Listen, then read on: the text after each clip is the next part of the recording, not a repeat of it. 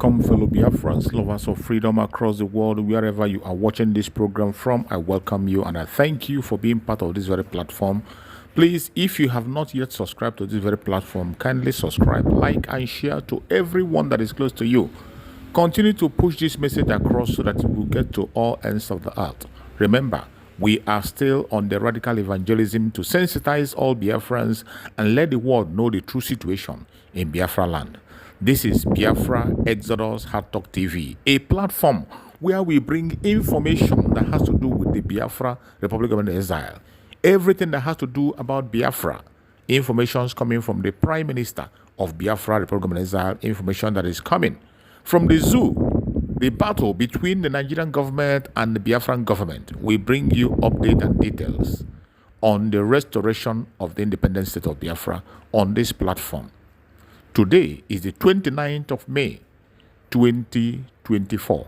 And you know that today is the day of sit at home that the Biafrans have chosen. It is 3 days sit at home, starting from 29th, 30th, and 31st. Today is the first day. And in Biafra land, it is happening. The whole place is shut down. And Biafrans are respecting and participating on the sit at home. Wonderful people that are watching. The issue of Biafra has gone global. And today, the whole world is speaking about Biafra. In today's program, I want to share with you an information that is coming on Biafra, a debate and talk that is going on Biafra, on Punchline in one of the African radio online stations. Punchline News is speaking on Biafra, and there are talks on Biafra. People are contributing and speaking up about the issue of Biafra, calling on African community, the United AU, to come out and do something.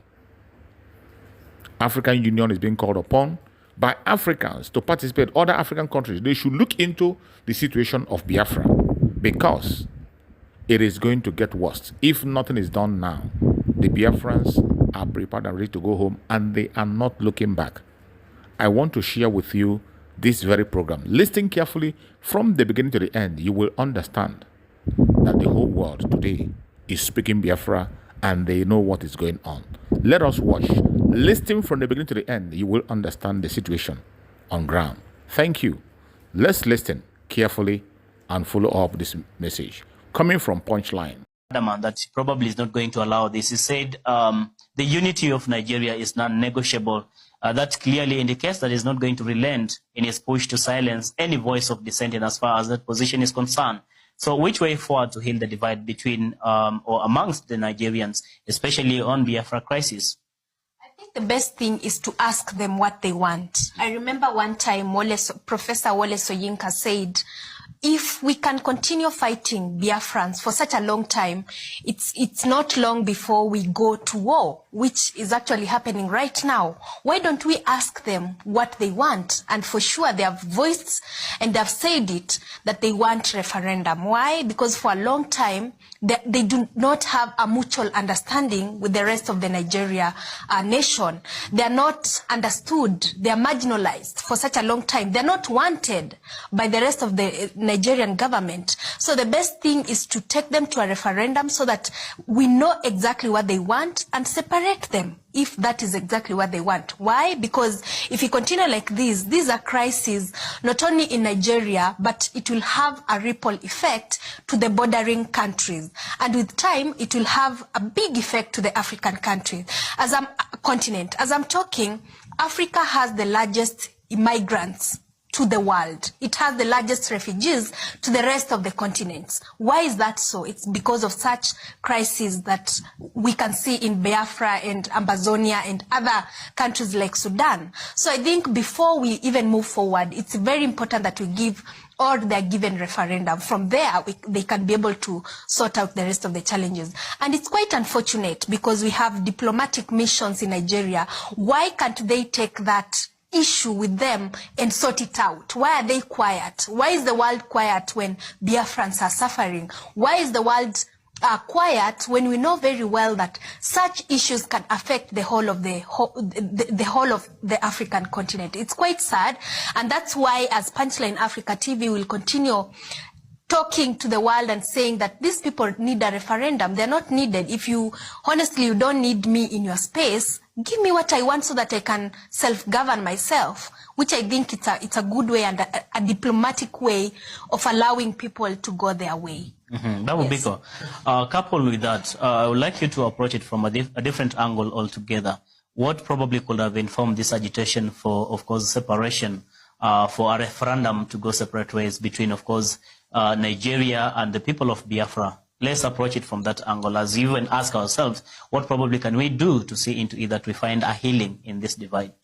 Yeah, I think it's paramount to understand that for starters, there was no redemption, and the word you just used, healing, from the first Biafran crisis in 1967, to the 3 years fighting. And if you remember very well, there was a brief period where they got their independence, and then the Nigerian military decided to send all the planes to just bomb indiscriminately anybody who was found in that region. And those scars are passed on in what is called transgenerational trauma.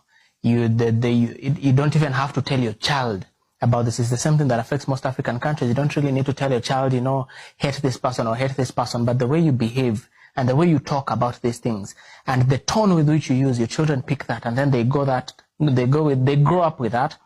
They send it to their children and their children's children, and each generation comes forth understanding their history and knowing very well that we are the people who have been marginalized in a country where we are one of the most, we are creating profit. We're bringing GDP, one of the highest rates of GDP. We're bringing the largest group of intelligent people. We're bringing the largest group of talented people.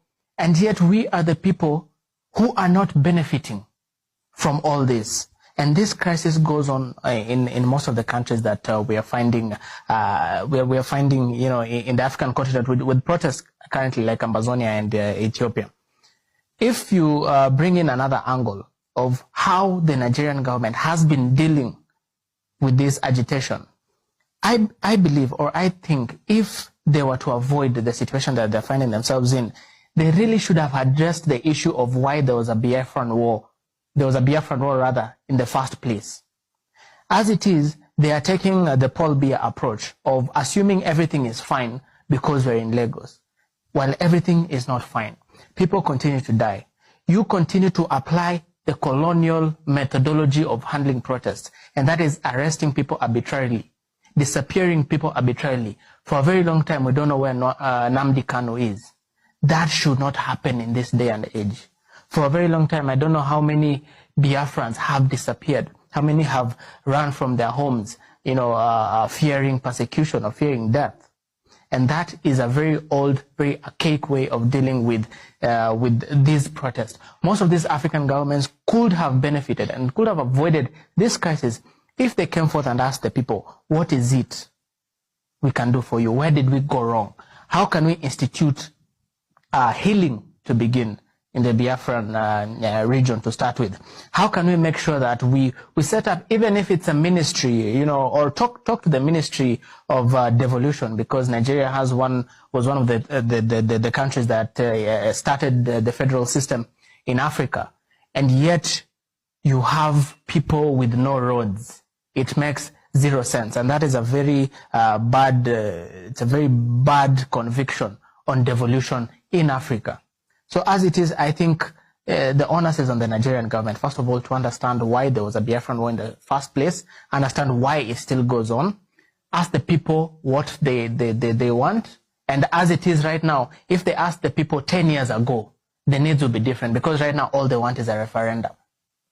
All they want is a referendum, and if they get that referendum, they're going to get out of Nigeria. They're going to vote and ratify that they need to be separate from Nigeria. The thing that the federal government of Nigeria fears about this is because they'll lose most of their resources and they'll lose most of their manpower and that skilled labor. This is something they should have addressed, to prevent the anthills building a mountain. Mm-hmm. Yeah, I like that. You said if probably the federal government of Nigeria will have asked the people of Biafra what they want 10 years ago, things would have been different. Maybe the needs would have been different, but as it is today, the only call, and it remains so, is a referendum and nothing short of it.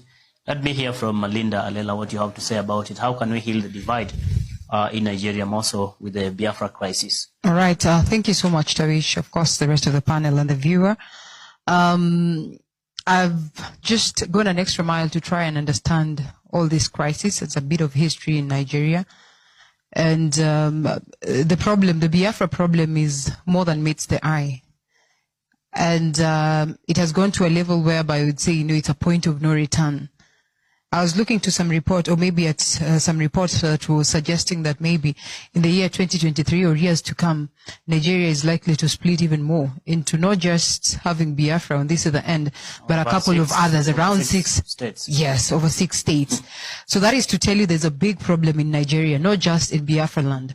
Maybe the few people of Biafra have realized how capable they are. They are learned to a level whereby they know very well that they can govern themselves. They have tried in the federal system. They have traditional and local leaders where you find the Igwes, and they've realized how possible it is for them to be able to work out things as a people. They enjoy the numbers, the people of Biafra. You know very well that they have a huge population that can literally actually form and sustain a country, for that matter. There's the question of resources, proper resources coming from the region of Biafra, talking about the Igbo, of course, talking about the oil that, of course, the external hand has major interest on. So then when you look at the question of Biafra, you start asking yourself, what is ailing Nigeria at large? Is it the problem with leadership? And if it is so, then it is not just the leadership of Buhari. This is leadership that has failed right from the word go, right from the previous governments that have been in place. Yeah. But it is always incumbent upon the existing government to address some of these issues, to address some of these key issues. So when there is proper agitation, for that matter, it is absurd to come out and, label these people as militant, as a militant organization, as opposed to sitting down as the president and trying to understand why is it that these people now want out. And moving forward, if giving them out would be a solution, why not? Why don't we just organize a referendum for them to vote, whether they are going to succeed or not? Then we get to know the way moving forward. So as we speak right now, I think it's almost impossible or very hard to actually govern a country that is affiliated in lines with tribe, in lines with language, in lines with religion. It becomes very difficult. And even worse is that, you as a person would always find yourself lying in supporting the side that you belong. And I think that is what Buhari has portrayed for a long time, that he's failed to look at the fellow Biafran, people of the world, you can now see and understand that the issue of Biafra has gone global. This very discussion is done in other African countries. Other media, international medias are also keen in speaking about the situation of Biafra. Today, the issue of Biafra is on the front line. It is not hidden. The punchline that is making this discussion is an international media where important informations are done. And you can see them calling on the African Union to come into this matter. And remember that the Biafran government have sued Nigerian government in the African People's Court, Human Rights and People's Court in Banjul. And that case is on. Whether Nigerian answers or not, the Biafrans will stop at nothing to go into the restoration of Biafra. The earlier, the better. If the world want peace in Africa, if they care about the people in Nigeria, they should come in now, not later. If United Nations really cares, they should come in now. If African Union is really African Union, they should come in now. Step in and do the right thing. Let the Biafran people have their referendum and go their separate ways. That is the only solution to solve the problem. It is very clear. And this debate will continue across all the media stations in the world. Whether they like it or not, they will talk about Biafra. That is the prophecy of Mazen Nandekano, and that prophecy is coming to pass. Thank you so much for watching wherever you're watching from. Please like and share this program to all platforms. Share to everyone and connect so that we can get this very information to all platforms. Biafra government, peace, progress, unity and equity. We move airborne.